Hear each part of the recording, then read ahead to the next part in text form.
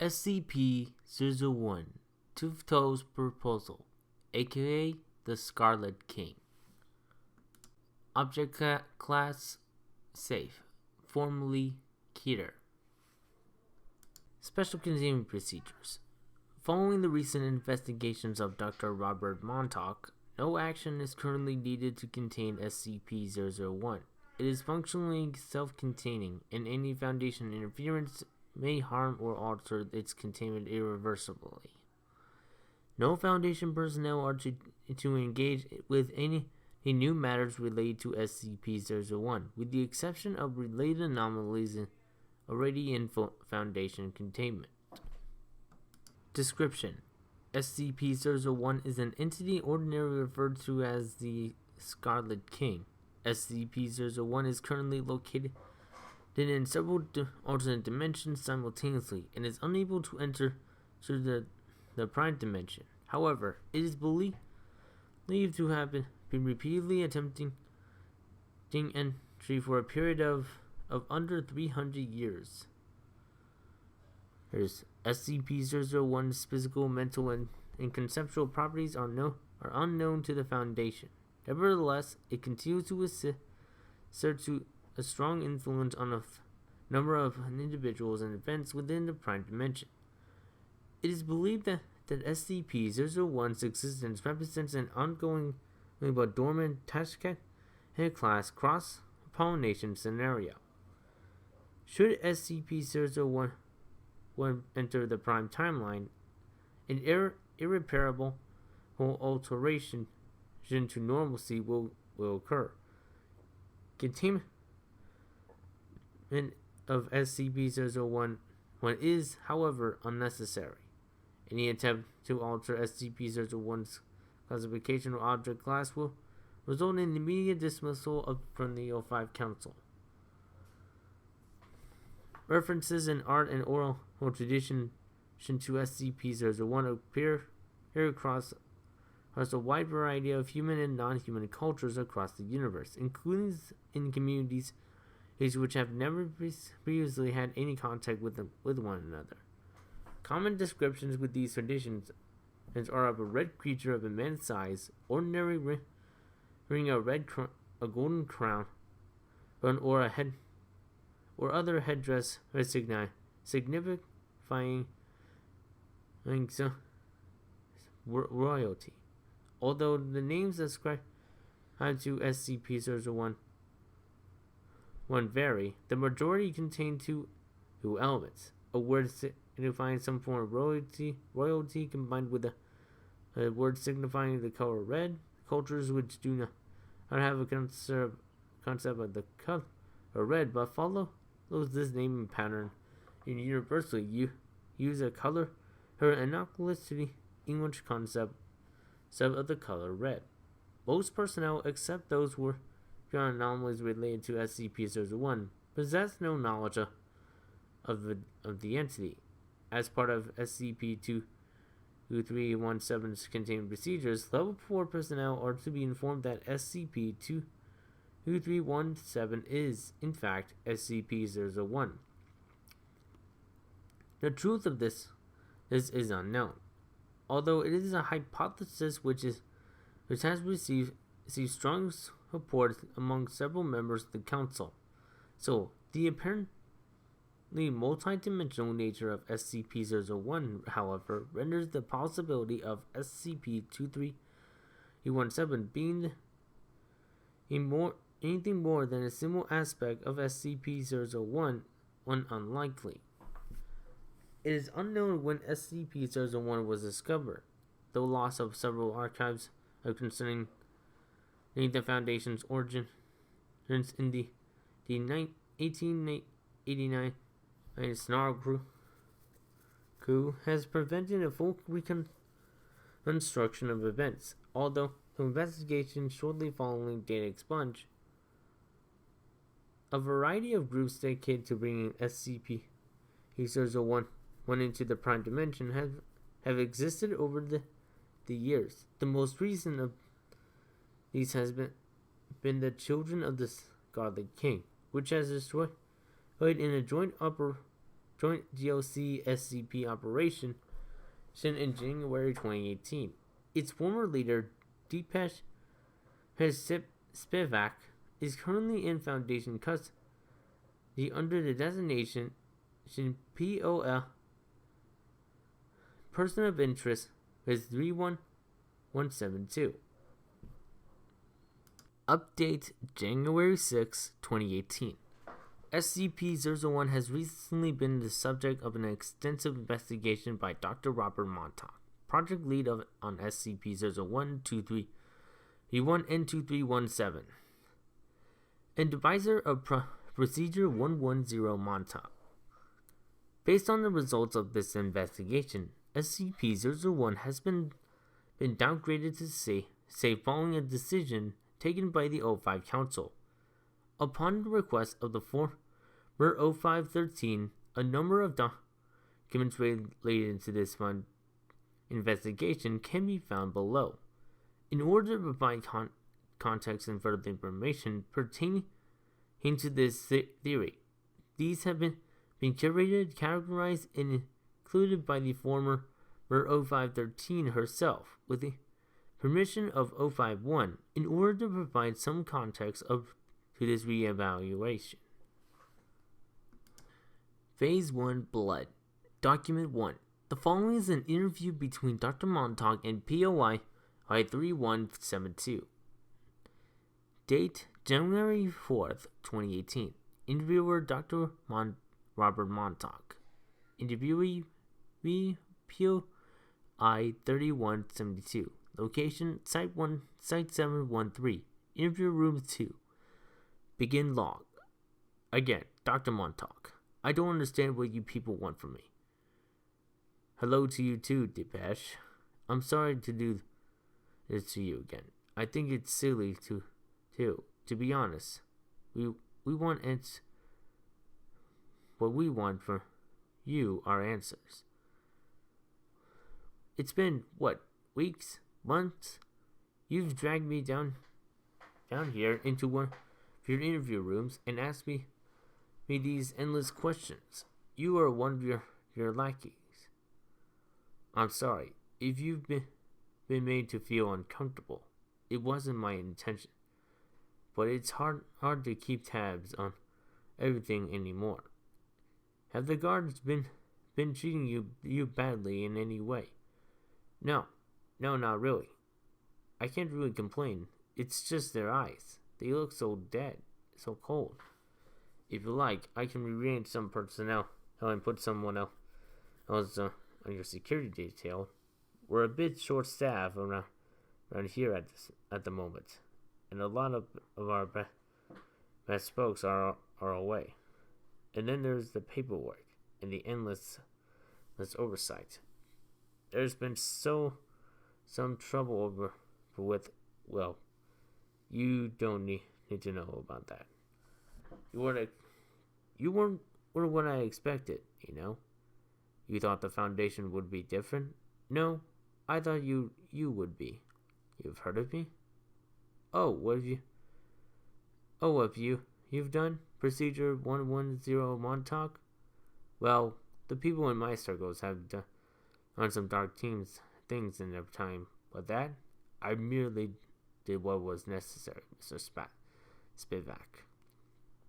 As a Foundation researcher and as someone who doesn't want to see his loved ones die. Yes, that's very like the Foundation, isn't it? Everything done is justified by what is necessary. You see the world, the people moving through it, the living lives touched only by totalizing universal laws of society and physics, and everything has to be channeled through those laws. And that which lies outside it is to be contained. It's all so very simple. You wouldn't say that if you worked here.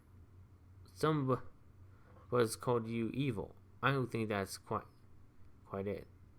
That is kind of you to say. And to tell you the truth, I don't think you're quite what I expected. Did either. Especially given your reputation. I've been told I am a hard person to get along with. Too cryptic, they say. One person even called me airy. I don't think I'd call you airy. Your head may be in the clouds, but you seem to be mentally smug about it. Granted, not as smug as some of the delusional cultists who have passed through here. I suppose I should be thankful for that at least. I'll try not to take that as an insult, but this is what I don't understand. Your procedure, 110 Montauk, it's not. I can't discuss that, I'm afraid. We must get on. Time and tide, right, and all that rubbish. Please tell me what the children and the Scarlet King's overall intention was. The children are dead. There's not much left to tell you. I would like to hear things in your own words. Then I suppose you can say their intention was to save the world. And how are you planning to go about doing that? By bringing the Scarlet King into this reality, of course. You know, this already. But how would that save the world? Doctor, is this really necessary? You took away his daughters years ago, and killing most of them. You have already annihilated our society, and I'm sure you all know all about what went on within it. We worship the king, pretending he was Satan or some other ancient god of evil. Our inner circle believed it a violation as the ultimate holy act. We failed. You and the book burners destroyed us, and the matter has been put to rest. You seem awfully calm while describing the destruction of your life's work. What else can I do? I know how this is going to play out. Maybe I always did. Why do you refer to the Global Occult Coalition as the Book Burners? Were you and your group affiliated with the Serpent's Hand? It's complicated. It's a simple enough question, but there isn't a simple answer. Still, yes, we were affiliated with the Serpent's Hand. Most of us passed through there at one time or another. They will disavow us, of course. If you ask them about us, they're not monsters like we are. Or they have more oral precepts. You see, their whole point is to look for wonder, and since they see no wonder in the king, they repudiate us utterly. But they know deep down they need us. They need you for what? What for? For the same reason they let us live. We raided the library, fought them, skirmished with them. They had a huge quantity of dirt on us, far more than you do, but they never finished the job. They're as bad as you jailers, in their own way. The same compartmentalization, the same singular goals. Their existence is based on nothing concrete. The empty time of history, really, that's all. Indeed, they have came into being at the same time as you. You're more similar than you realize. It's impossible. The Serpent's Hand has been documented as existing long before the Foundation in any No, you missed the point. The library's always been there, yes, but not the hand. The hand was something new like you all here. You think anybody ever cared about wonder in the old days? Nobody cared about one. They cared about food, family, and blood. What's that supposed to mean? It means you wouldn't get it anyway, but the hand would. I think even the book burners do, in their own way. But the hand is scared. They try to blot us out, forget us. We're what they should be, but never came to be. You see, look, Depeche. I have tried to make things more comfortable for you, but we need some give and take. You're speaking of cliche cryptic riddles, and I want some answers. I can't tell you everything. You wouldn't treat the information properly. You treat it as a scientific fact, something need to be swallowed, understood, and contextualized. And what is wrong with that? Why are you doing this, Doctor? Why are you dredging this stuff again?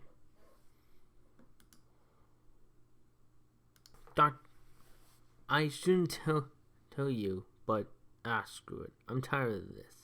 I've been working on SCP-001 for 2 decades.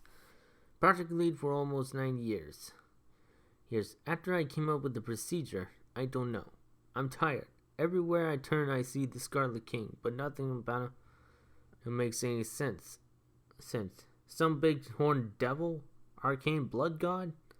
It's all so small, so obvious. The Foundation has changed in the last decade, you see. We've faced his conceptual demons, malevolent genre dwellers, sevenfold destroyers, all of which are far worse than some old sacrifice deity. But they're behind everything. I see this smile and fire. That dread, that old dread, it lingers. And this is despite seeing horrors far less easy, seeing far more subtle, trying to break the world on a daily basis. I just want to understand, I suppose. Peel back the layers, the tales upon contradictory tales, and find out who he really is. You're being awfully candid. To be honest, I've stopped caring. This job gets to you. The things you have to do, the regrets. Well, I'm too high up for anybody to touch me now. I've run into too many dead ends to get hung up over protocol by this point. Just tell me something, Depeche. Anything. Okay. Look, I like you, Montauk. You must be a cold-blooded bastard or somewhere in there. Or you wouldn't come up with, well, who am I to judge, eh? I'll tell you where to start. I'm all ears. Here are 3 things to understand about the Scarlet King. 3 laws which, when put together, make up a complete picture. One is the law of blood. One is the law of concrete. One is the law of howling. 3 laws, huh? That the king has set down for his followers, or that were imposed upon him. Both. The first law was his law. The second one was somebody else's. And as for the third, well, you'll find out about the third when you've cracked the first 2. Very cryptic. That's all I can tell you for now. You need to learn in the proper way. That's all. That's really all you give? That's all. There is a pause for several seconds. Alright, Depeche. Good talking with you. As ever. End log. Document 2. The following is an extract from the memoirs of one Jack Harris, a defector from the children of the Scarlet King. Harris was a high-level reality bender capable of entering the bodies of humans in the past and experiencing their thoughts and emotions firsthand. The following is a is a description of what Harris called the Battle of the Gilmeleth. Purportedly a battle between SCP-001 and his followers against a group called the Children of the Urns. Harris apparently experienced the battle from the perspective of a foot soldier in SCP-001's army. These memoirs were written shortly before Harris's death in 1976. They were among the first documents consulted by Dr. Montauk during his investigation. The fortress was monumental, made of volcanic rock and jagged and iron, and built into a vast mountain.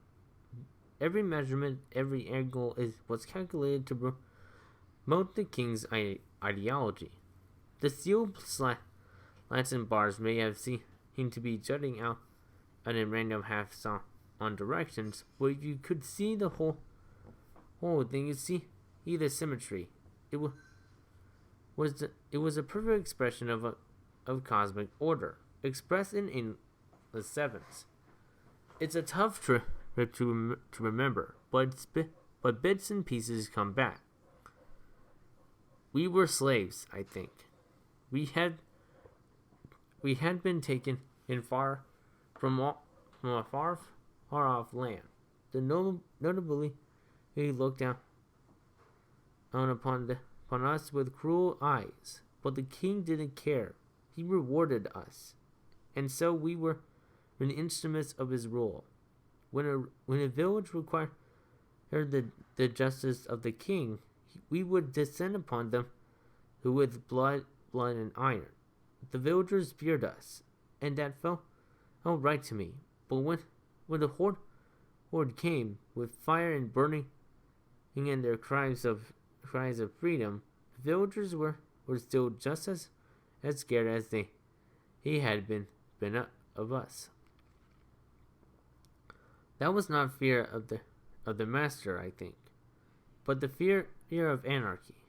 They didn't know which way to turn. In the end, most betrayed us. Many had their daughters taken by our master. Old rights, blood rights, arcane rights. But we stood upon the battlements, loyal to the last, our hearts bursting with happiness at the rightness of it all. I'm still not sure exactly what was going on. It was also chaotic and full of red smoke, but I could feel my host's bloodlust. We stood and watched and waited. The sound of rubble and explosions came from across the hill, and the last battle begun. Then something strange happened. My host suddenly felt afraid, and he and I were somewhere else. The sky was not red but black. I was not a slave, but part of conscripted rabble. The peasants looked up at us. They were all starving. They had held out their hands, begging, pleading, praying. And the wind was their master, and it screamed at them. The horde was coming, but they too were starving. Then the scene flickered back, and then I was in my host again. Under a scarlet sky, the king's voice raged. The rabble of his armies was fleeing into the gates, but they would not open. Our host could inflame and pitch and flew back again. But the horde was undaunted. In my mind, I could see nothing but the fire of the king. I drew my sword. We all drew our swords. We all charged into the fray. And then, as it were, the scene changed again. There were no battlements, only the dark sky and the wind. When in a more ragged and a lonely sky, the peasants pleaded, the nomads laughed, cheered, wept. The wind will rage no more, they said. The two scenes shifted in and out. A red fort and into a black field. I have ruminated on it in a long time, but I think they were the same battle, seen through two different eyes, or at least the memories of the two different battles. The whole thing felt strange. It was not like most of my trips. It was like I was half remembered cacophony. Two ideas ripping at each other. There was a timeline showing what really happened in that blackened and wasteland, and there was one that had been made to be true, imposed throughout time on the truth. The last thing I remember was being sliced by a nomad sword, of a frail urn being held high, of seven brides being ripped from a castle. They were ripped from a field, taken and as the spoils of war by some obscure tribe in some lost steppe. I remember the king screaming, writhing, thrashing as he was sealed, and then I died, and woke up back at the ritual. For a second, I wondered if the others had just made the king and sent some image of him back to the past, but I don't think that was true. They lacked the power, and besides, it was never a total lie. There was something in that wicked wind that reminded me of some of their old rituals. It was then that I decided to leave the children, and then I went that night without a sword. They didn't stop me. Probably figured it wasn't worth the effort. They were so certain in the success of their mission, but I wanted no part of that anymore. The things I saw were based upon the law of blood, and I can only pray that they never come to pass. Document 3. The following is a log of all known attempts by anomalous groups to force SCP-001's entry into the Prime Dimension since the containment of SCP-231.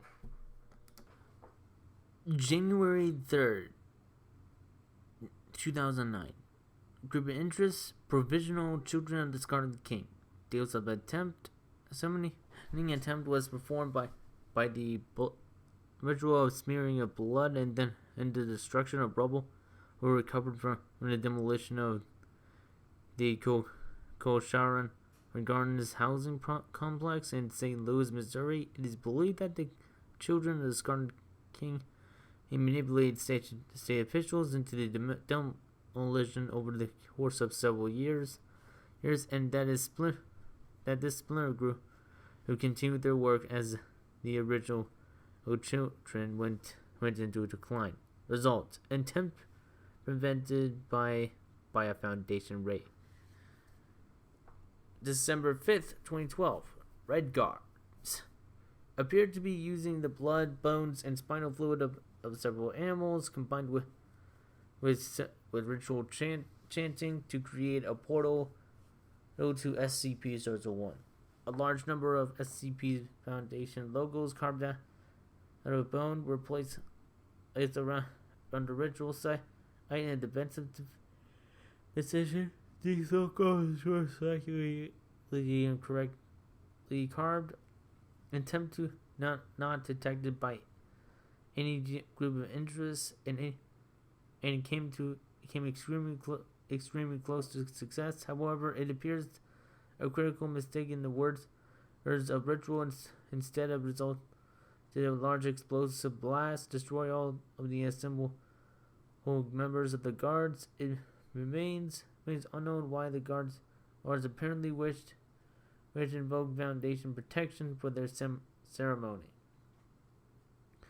February 7th, 2014. Global Coalition.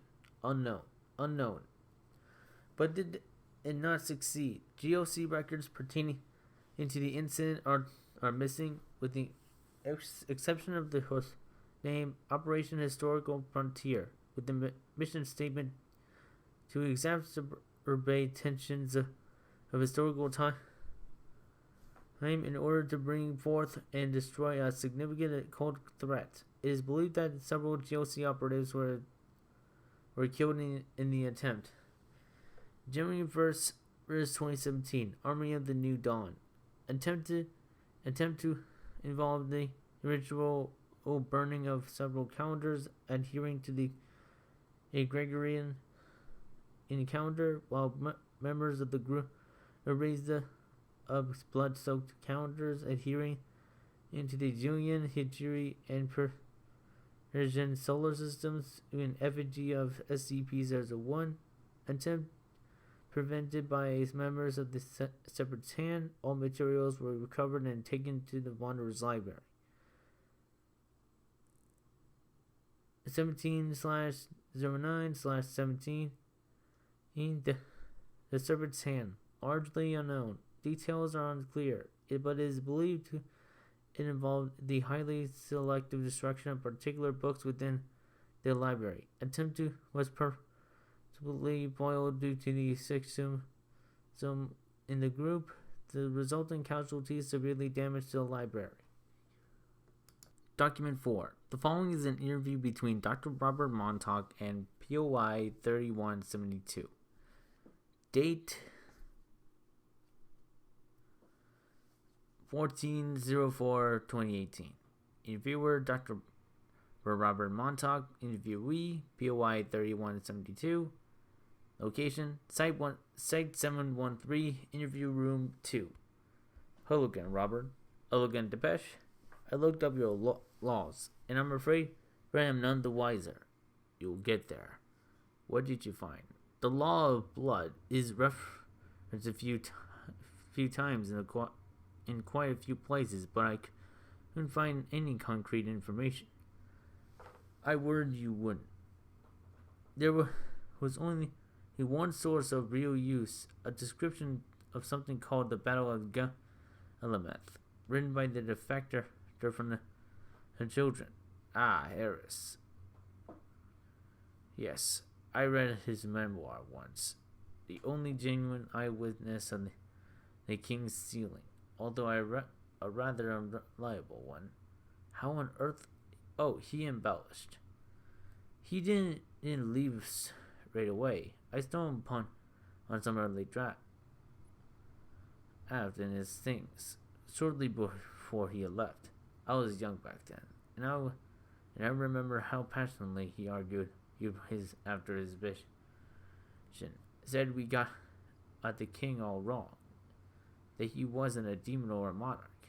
He was a boy on the wind. When I was older and figured it all out, I was surprised how close he got to a fuller understanding. He just wasn't quite there. I should have guessed as he was a liar. He's not a liar. Exactly. Just a little lost. And you'll only have my word for it, Doctor. Which the Foundation has abundantly clear it doesn't trust. There's no reason to doubt you. What do you have to lose? You seem as eager for me to learn the truth as I am. True, and I am on that note. I have a question, if I may. Shoot. The longer you keep talking, the greater chance you will slip up and tell me something you shouldn't. Do you know why the procedure 110 Montauk actually works? There is a pause of several seconds. Sorry, Depeche. I can't talk to you about that. It's okay. I think I know the answer anyway. Tell me. Did you lose someone? I don't know what you mean. I'm sorry to bring back painful memories, but I have looked at the Foundation archives too, It was necessary back in the day to check up on what your lot were doing to start. I know that your brother. Stop talking. This interview is not about my private affairs. I'm sorry, Doctor. I didn't mean. Please state for me the meaning of this law of blood. Isn't it obvious? It is the way the Scarlet King ruled. There was order, but it was through the position of an iron will of the peasantry. Through armies of slaves, were notably bred to be cruel, the realities of the world of his day in this corner of the globe. What does this have to do with the SCP-001's nature? Sure. What are these laws? I suggest as you look into I don't have time to play your games. Tell me now, POI 3172, or you will be escorted to solitary. Oh, Dr. Montauk, I am sorry. You must look for the law of concrete. That is all. Oh, this interview is terminated and logged. Document 5. The following is a page from the 1891 report of Agent de Bevillois on Lost Foundation Archive as following the 1889 Snarling Q. The report was shortly after de Bevillois' termination in 1895, along with several other documents from the Foundation archives. This page was recovered through unknown means by Dr. Montauk. No other materials from these data losses have been found. Summary. The documents lost are extremely extensive, covering a wide range of data concerning the Foundation's early history. In particular, several documents related to SCP-001 have gone missing. However, my investigations have provided me with a great deal of information, and I believe that I can say some certainty that the historical record is, as stated in Scranton in his comprehensive history, remains broadly intact, albeit with some modifications I will detail below. Scranton's work states that the Foundation was founded in 1824 by the merger of three wide organizations with a particular interest in preventing awareness of anomalous activities. The most prominent was the foundation of the secure containment of the unnatural, the Evangelia, the United States of the Department of Unexplained Affairs, the Council of Five Overseers, and the Committee of Paranormal Ethics. Scranton goes on to tell us that this was done in response to the threat posed by SCP-001, and that the early Foundation had an extensive role to play in that anomaly's containment. However, the documents I have before me present rather their different picture. It appears that the Foundation was not founded in response to SCP-001 at all. Indeed, I cannot find any references to the present SCP-001 prior to 1826. It appears that had been a publicized attack by SCP-173 in New York, which was the initial impetus for the Foundation's formation. SCP-173's a still unresolved containment breach in 1854 is, I believe, the reason for the alteration of the record. Scranton in his embarrassment at Document 6. The following is a table compiled by Dr. Montauk. It shows a series of votes passed by the O5 Council correlated with the incident's potentially or certainly evolving SCP-001. Date of vote, description of vote, related to SCP-001 incident. 09/07/1844. Vote to officially standardize documentation across the SCP Foundation passed as 13-0. A series of humans and devoted to SCP-001 heard outside of I-001.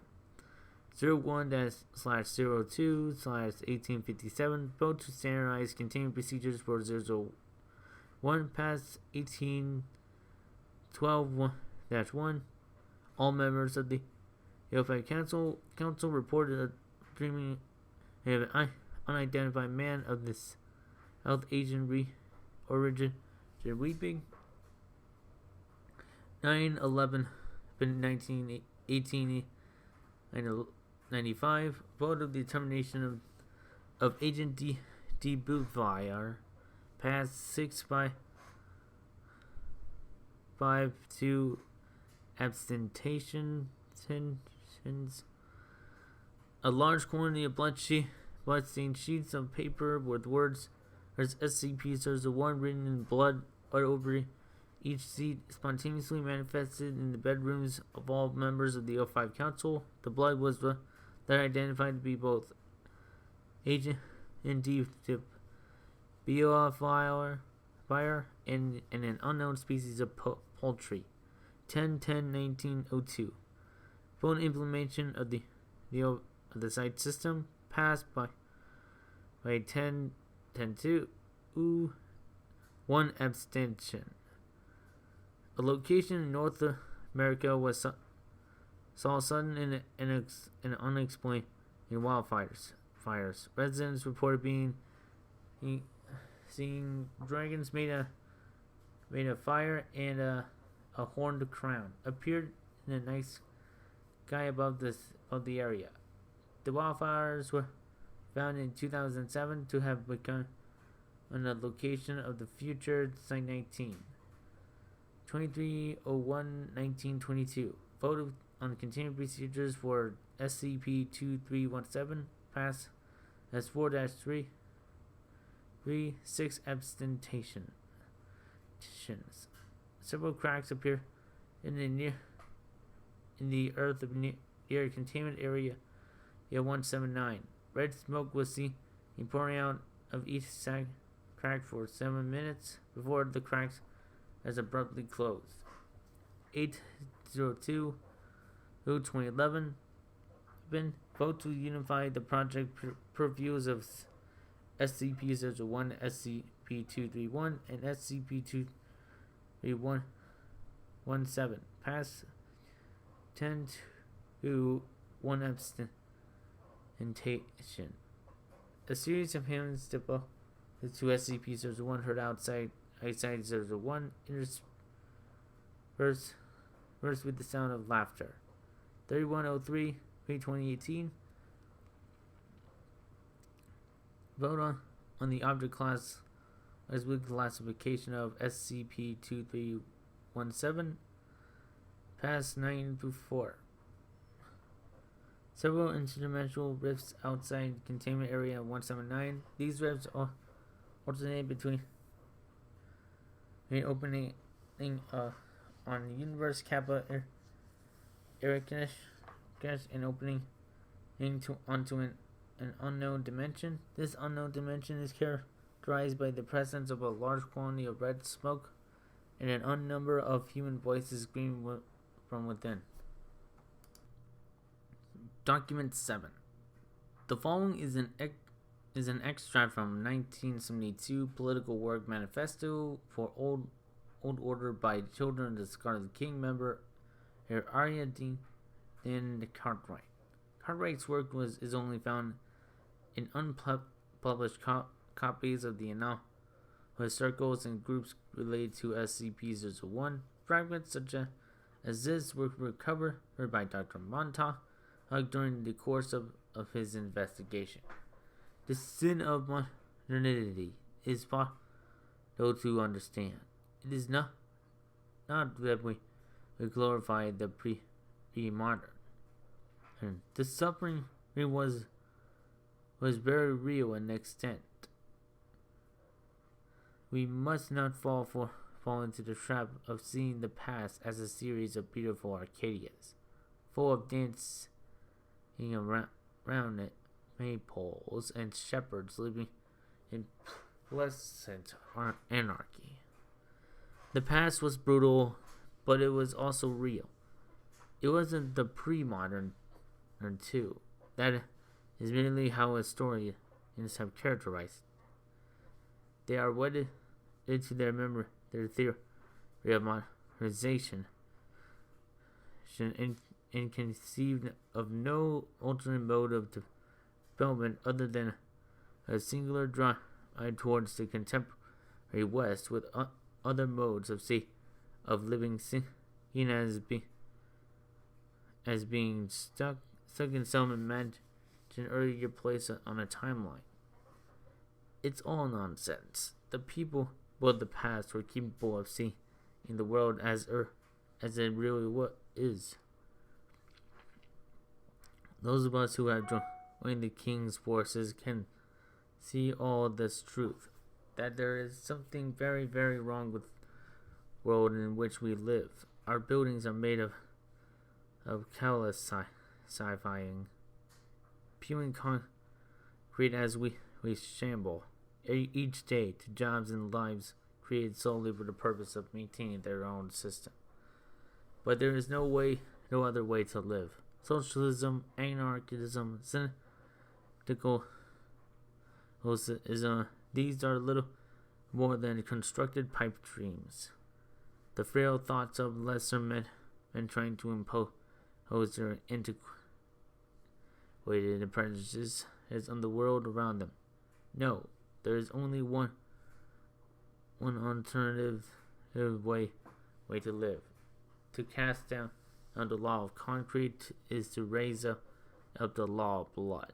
We must learn what it is to die, to be enslaved, truly, brutally enslaved, with no compassion or compunction from our masters. We must learn what it is to be taken towards a single purpose, to know and truly understand our lack of agency. We must be beholden into a world of gods and darkness. The tempest-tossed views of a race of fools. We must kill moderately, post-moderately, with all of its analysis and steering observation. There is only one rule, the rule of chaos, for humanity, for life, for the Scarlet King. Document 8. The following is an interview between Dr. Robert Montauk and POI 3172. Date 29/04/2018. Interviewer Dr. Montauk. Interviewee POI 3172. Location Site 713. Interview room 2. Begin log. Hello, Depeche. Hello, Dr. Montauk. I hope that our last meeting, I am sorry for my unprofessional behavior. You touch upon a sore subject. Of course, I will try to refrain from doing so in future. Shall we begin? This time, Doctor, I have a question for you. Indeed. I suppose it can't be worse than your last. Well, what do you know about the origins of the Scarlet King? There are many theories. A creature from the abyss, some shambling thing of old, a denizen of Alagada. They're all, I will not say lies. But the texts have changed. The knowledge has changed. The past itself has been changed by what came after.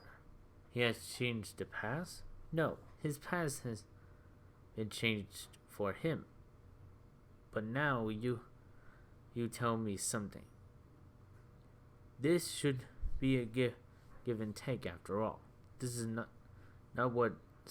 Why did you approve the Montauk procedure? There is a pause for several seconds as Dr. Montauk stares at POI 3172. I am sorry if I have offended you. I thought I made it clear here that this is none of your business. See, the thing I don't get is that it should not have worked. None in the way the Foundation does. This is none under discussion. What happened to Jacob, Doctor? What happened to your brother? Disinfurious. Alright. Oh, alright. I'm sorry. Wait. I'm not trying to hurt you, Doctor. Truly. I just want to understand. It's just. It shouldn't have worked. The child should have been born. There's a pause for several seconds. I was angry. When I drew it up, it was unprofessional. Do you think we took Jacob? Whoa, what the hell was I supposed to think? I started looking into your lot, making a discovery after discovery, and then he just look, this isn't irrelevant. Alright, I'm sorry, I asked. But can we was not a decision made scientifically? That it was done in a moment of fury, rage, hate? I didn't. The girl, I didn't mean to, but you did, Doctor. Look, I'm sorry. I don't mean to dredge these old wounds up for you. Why are you then? Because I just want to understand. And now I think I do. How? I don't know where to begin. Let me go back. I don't think your department that has had very much activity in recent months. Not after the Hand's attempt to open the gates, right? Your procedure should keep the girl from giving birth. The nomads keep fighting their endless war. The spears are evilly locked away by the book burners. And the Devourer, well, there's nothing he could do about the Devourer now, is there? SCP-2317 isn't an SCP-001. Wasn't 001. But the thing is, you've been telling everyone he is. Technically, you're meant to think that he is. If I understand the Foundation hierarchy correctly, you're only a level 4 after all. I don't understand. Across every culture in every Asian tribe and civilization, you've come across the idea of the Scarlet King. Always the same. An emperor in red, with a burning crown, and an ethos rooted in some Arabic fear of female sexuality. He is always the same. A monster that is all consuming and terrible, but also so understandable. The big bad thing in the dark, full of rape and fire and old blood ritual. Does it never strike you as odd that this is the thing behind the eyes? You face monster far grander. They're more subtle, as you told me yourself. But always there's something lingering fear and knowledge of this hidden but oh so simple thing standing behind it all. It strikes me as odd. I told you as much myself, but I also stopped trying to make sense of our world a long time ago. The anomalous does not play by the rules of man. I'm too old to start already defining the universe. But the thing you don't remember or don't know is that this wasn't the only past. The Scarlet King used to be something very different. He wasn't a monarch. And he wasn't always red. He was the whisper on the wind that had the peasants working, staring up in fear of his righteous famine. Man, he was that inborn knowledge of a world of gods and demons, which Belial held human agency and existed beyond us. And he was the cold hunger, but that had no rhyme and reason but the cold apathy of a supernatural beyond us. And given enough belief, he could be the devourer too. He is a creature of truth. You mean he transformed from one type of deity into another? The Scarlet King is not a deity, a doctor. The Scarlet King is an idea. What? But he's real physical. We've seen. I can't tell you anymore. Not yet. Did you find anything about the law of concrete? No, not much. I found out there seems to be a disturbing correlation between the activities of the king's followers and the certain decisions made by the council. I see. But there wasn't much else at all. The trail led me to some lost documents, but eventually all I found was a dead end. A document about the Foundation's origins, and some insane old child ranting on about modernity. Cartwright, I presume. That makes sense. You are a maddening and infuriating person, you know. Why can't you just tell me this stuff properly? I am your prisoner. You did destroy my life's work. Why should I help you? Because you're bored. Because you think none of this matters. And because you love tormenting me. I don't, you know. The Scarlet King is an idea. What the hell is that meant to mean? You're close now, Doctor. Close to the truth. I can see it in you. You will understand. And then you will understand me. Why I did what I did. Why I was a member of the children. I know you're curious. You seem oddly well adjusted to be a Satan worshipper. Be careful, Doctor. The law of the howling may break you. As cryptic as ever, I back. Alright. Until next time. Goodbye, Doctor. End log. Document 9. The following is a translated excerpt from the 1953 Bengali work Lala Raja. The work had been lost for some time and rediscovered by Dr. Montag in the course of his investigation. And so as British rule continued, something began to come with them, piece by piece, a shadow at first, a red thing, but it was not whole. It was not even in pieces. It was something that crept up slowly, piece by piece. It met the shadows of our country, and the mice bleeding in the rice fields, and it began to take form. It didn't have a mind not at first. It wasn't enough of a real thing yet to have one.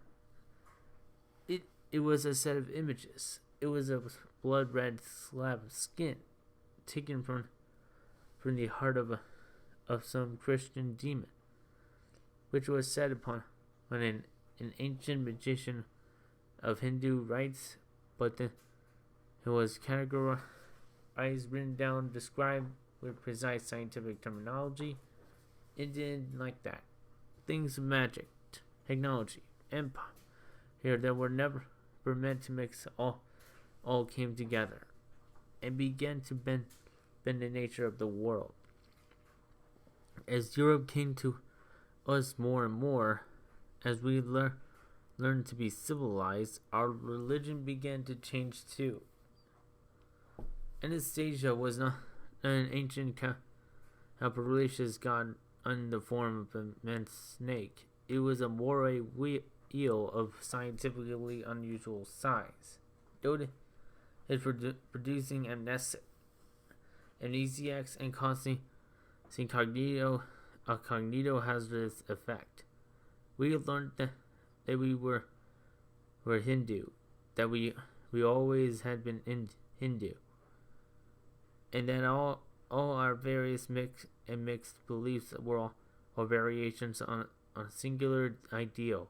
Because as the British weren't comfortable enough with another way of being in which could not be satisfied. Explained, killed like a butterfly pinned into a board. But beneath this lay of fury, a cry for authenticity, for reality, even as we expose ourselves more and more in their language and their categories, even our struggle against them.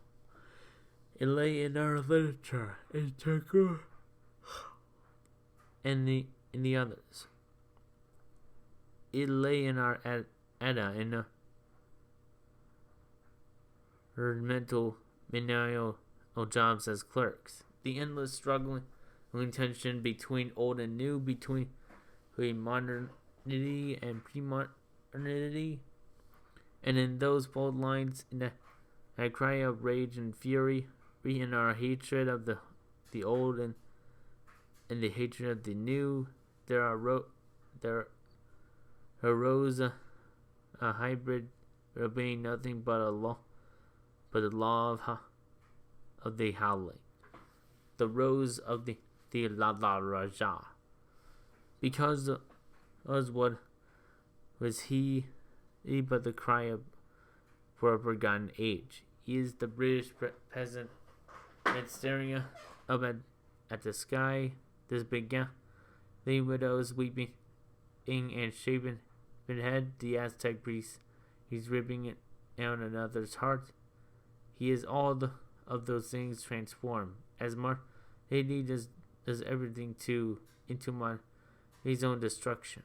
He is the resistance to bury the hatred of all that was for all the presently is. What we was full of good and evil and all mixed together. The happiness, the beauty of the world, the struggles and heartache and reality of it all. But now we have lost almost all it to the machine, except for our rage. That's all that's left. And thus comes the king, the howl of the destroyed and forgotten and oppressed. The only purpose is to destroy, rape, maim, enslave, and smile that smile of a king whose enemies weep before him. He cannot exist where there is no modernity, because his entire purpose is given to by modernity. He is a god of blood, a god of spine and bone and sinew, to remind the denizens of this world that it is not good. It is cruel and hateful, and that this is good. That is right. Modernity is a sin, and he is the correction, so that we can and once again live as we must, cold and hungry and starving, being very, very afraid. Document 10. The following note was found in Dr. Montauk's personal quarters. It is believed to have been written shortly after Dr. Montauk's discovery of La Raja. SCP-001 is a conceptual entity created at the boundaries of the modern and pre-modern. SCP-001 is a physical being made manifest as in a conceptual. SCP-001 originated in ancient Turkmenistan. It is believed that it was originally the entity who SCP-001 is a scientific phenomenon. It will be classified. It will be described. It will be understood as an anomalous entity as with any other end.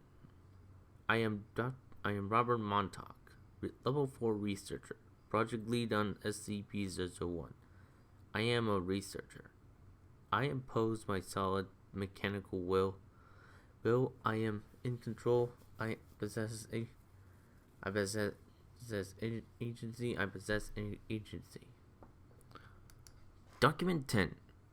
On 22/05/2018, a large crack appeared in the wall of POI 172's containment chambers. The crack appeared here to open on another dimension. A large quantity of red smoke could be seen pouring out of it, while an unknown number of human voices could be heard screaming from it. Foundation staff found themselves unable to enter POI 172's containment chamber. POI 172 informed them that he would only permit Dr. Montauk entry into his chamber. It would communicate with nobody else. After some debate, Dr. Montauk was permitted his entry into the containment chamber for to interview POI 172. A log can be found below. Date 22/05/2018. Interviewer Dr. Robert Montauk. Interviewee POI 172. Location Site 713 Humanoid Containment Chamber 77. Begin log. Dr. Montauk enters the chamber and approaches POI 172. POI 172 is standing in front of a jagged crack in the far wall. Red light and smoke can be seen emerging from this crack. Hello there, Depeche. Hello, Doctor. Always formal, even to the last, aren't you? Can I ask you what this is? A plea for attention, mostly. I wanted you to see you again. My requests were all denied. It's been weeks, Doctor. I had nothing to ask you. I thought so. You have deduced the truth, haven't you? Maybe. Yes. The crack shrinks slightly. It grows and shrinks depending on the situation. Different actions have different meanings, thus different effects, as it all happens on the context. The other children never got that, but, well, they never got anything really. They thought we were all devil worshippers, heading for violation. Only I understand the point. It took me a while to understand. I didn't think you would. Just tell me, what did the procedure even matter? What we do? Is it irrelevant? To prevent the birth, it had be something awful, something evil expressed in pain and rage and fury. That is why it worked. It was never a sincere attempt to formulate a scientific procedure on your part. It was just pure, unadulterated hatred wrapped in a veneer of objectivity. You thought that the king had taken your brother, so you decided to hurt the king. You didn't, of course. And what you do each day to that poor girl is more than mere cruelty, but effective cruelty. The specifics are unimportant, but the intent that matters for everything. I should stop it. I didn't. Then what? The Foundation won't get it. They will never understood the law of the howling. If I explain, they can't imagine it. It's beyond their conception of reality. But you might. Oh, tell me, Doctor. Do you know why the Scarlet King exists? Because of modernity, The MP no, because the foundation exists. Modernity helped shape him and define the contours of his rage, but it was modernity that started interfering in his kingdom, and that he was crystallized. Modernity in the form of you. You came, your lot came first. You came into being to lock away, classify, pin down everything that didn't fit your philosophy of life, mental rationality. Everything had to be understood, contextualized, transformed from very godhood into simple, comprehensible chunks of logic and matter. It's abhorrent, and it could never go on forever. Something had to give. Something had to rise up in opposition. We were first. Truthfully, I know that Bobia was the whole thing really our fault? That depends. Is it your fault that you don't know you're doing it? I don't know. Either do I. The ceremonies, they all had held that contrast. The king cannot exist without that tension. We needed those symbols of modernity, those dark gray images to make the rift red in the first place. It was the perfect plan, but you failed. Yes, there was a pause for several seconds. The foundation was formed in the 1820s. It was formed to protect the world from the dark by a collection of brave men and women to secure, contain, and protect. That is our purpose. There is a virtue in normalcy, which I don't think you can see. The world can be understood.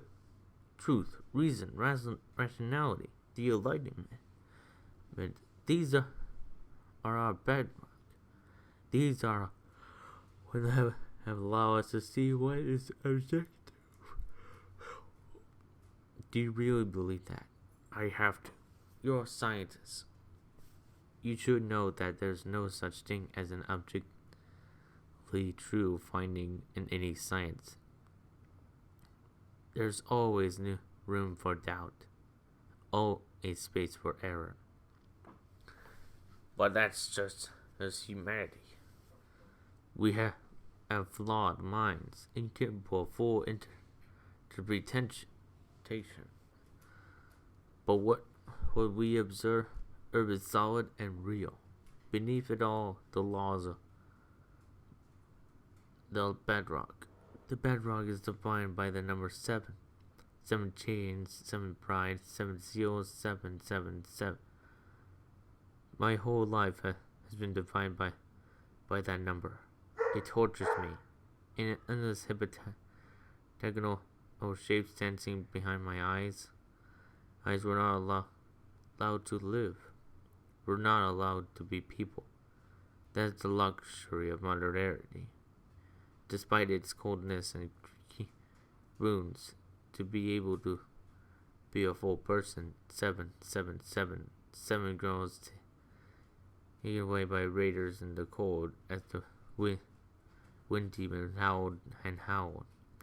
So the Scarlet King had to have 7 brides.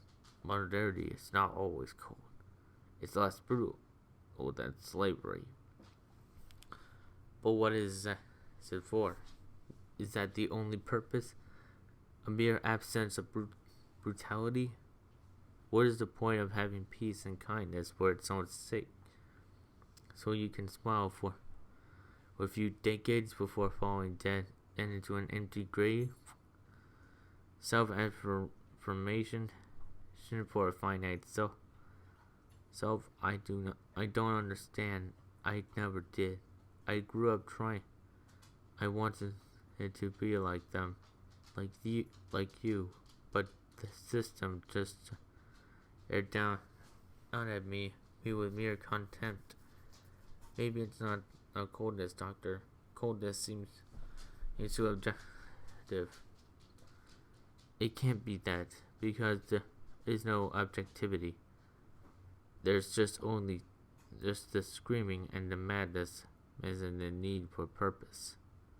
Did you really think that nothing is true? There's truth, but it's never final. There's no ultimate reality, Doctor. No totality.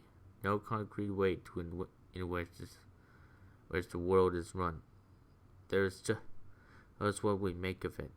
The clay things we bind together and crudely we make in clay. All this introspection, the crack in the wall grows larger. The sound of screaming can be heard. Who is in there? They're with him.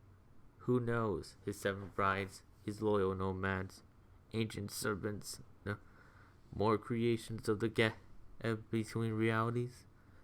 I don't know anymore. It all breaks down.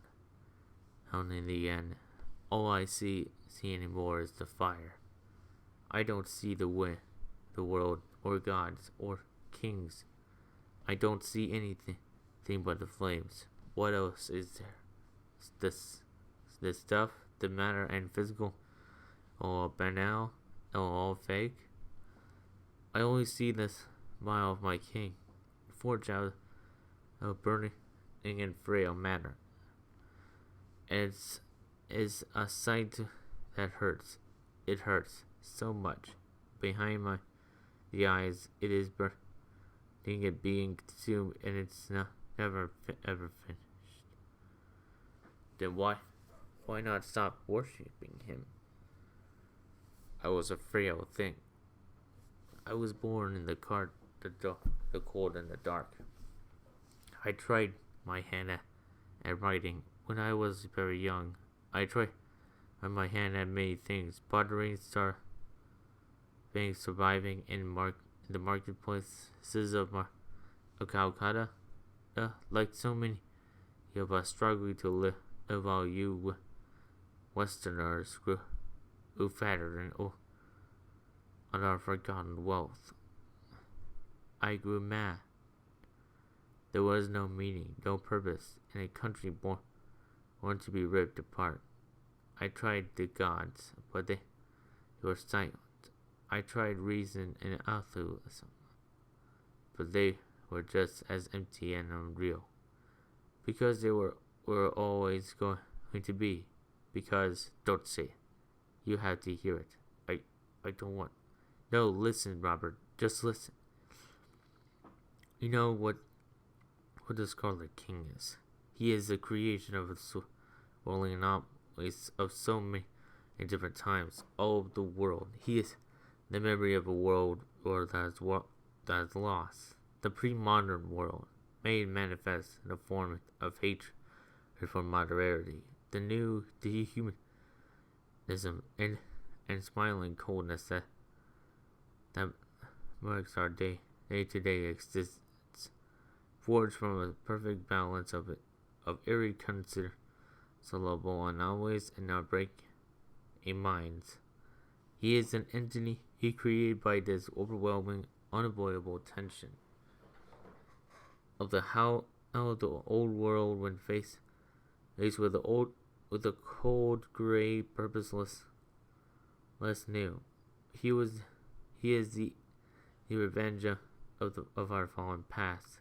He is the idea of the ancient world which discards and fascisses it.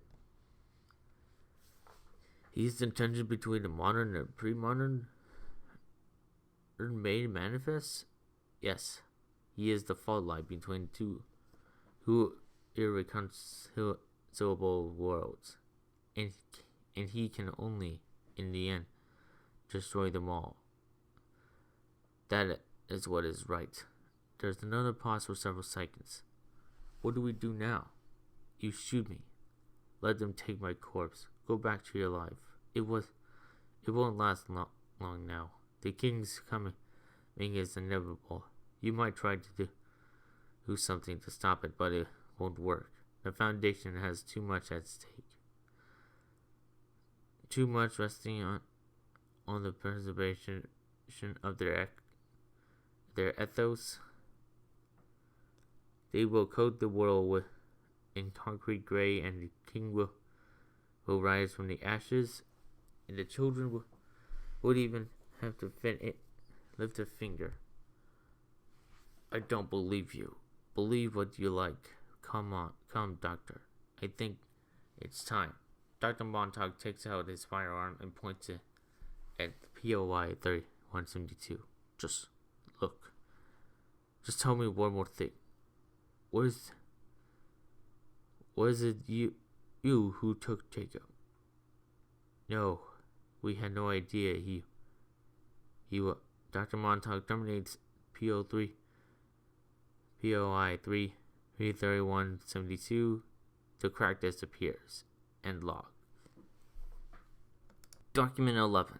The following is a record of 05 Council Vote number 49985. Council Vote number 4985. Vote to approve suggestions made by Dr. Robert Montauk on Foundation operating procedures for improved containment of SCP-001, proposed by 0513 on 35/05/2018.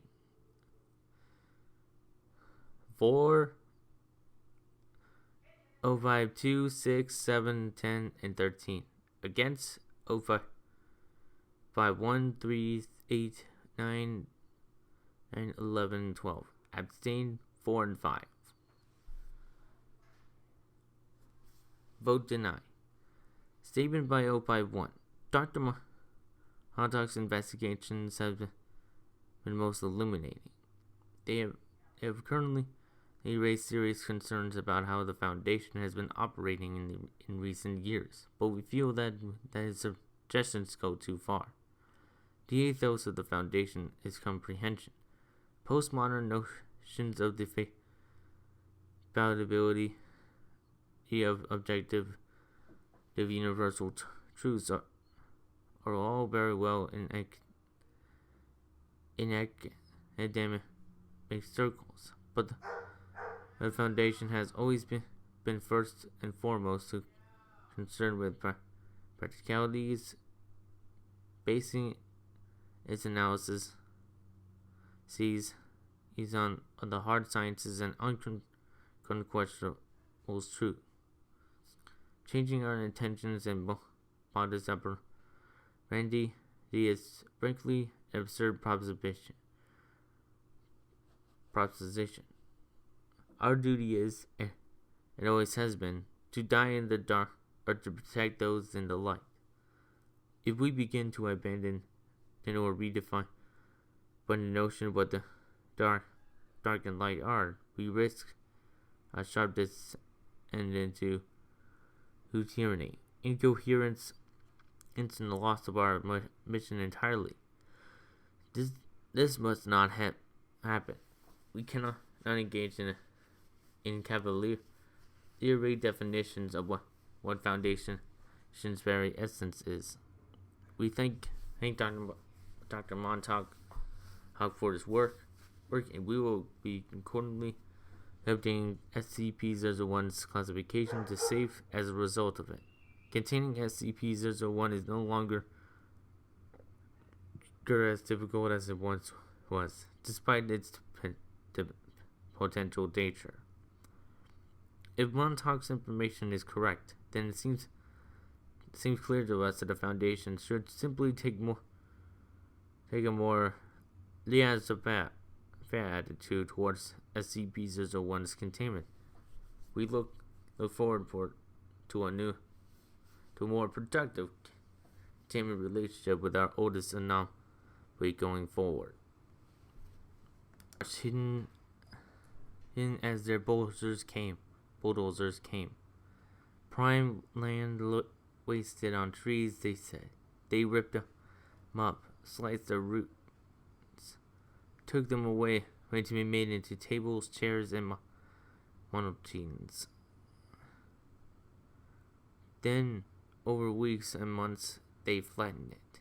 They poured concrete into the rest. It was wrapped and shaped, cut into neat little squares, arranged precisely in an orderly fashion. Walls rose up, great wall, also concrete, big windows, their measurements precisely regulated, a series of standardized bricks for other parts, construction and crews and workmen, and all the rest, working efficiently and precisely for a long time, filling in the details, the furnishings, and precise abstract wallpapers and everything else they wanted to making a facility. Finally, it was finished. One single new tree had been planted in the center of the central courtyard.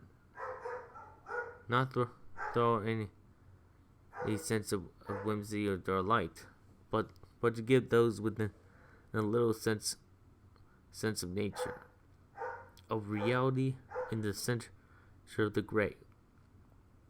To keep them the same,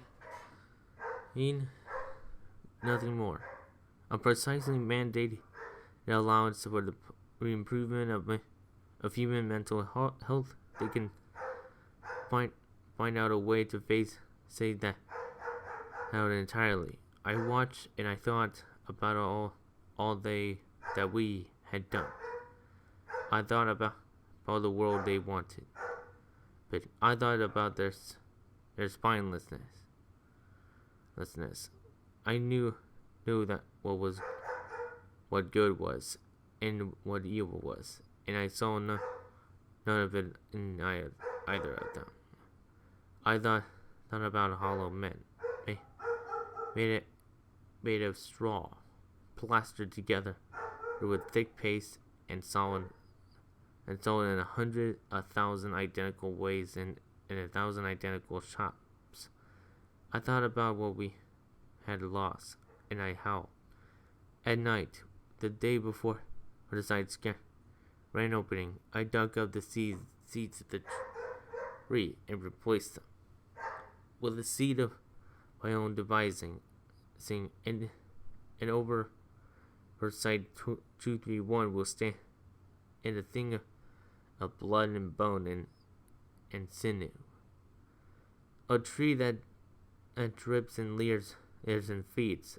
It will drip its strange fire, and that fire will both burn and warm in equal measure. And they will look up at it and wish they had listened while they had the chance. I know this path is wrong, but at least it is a path.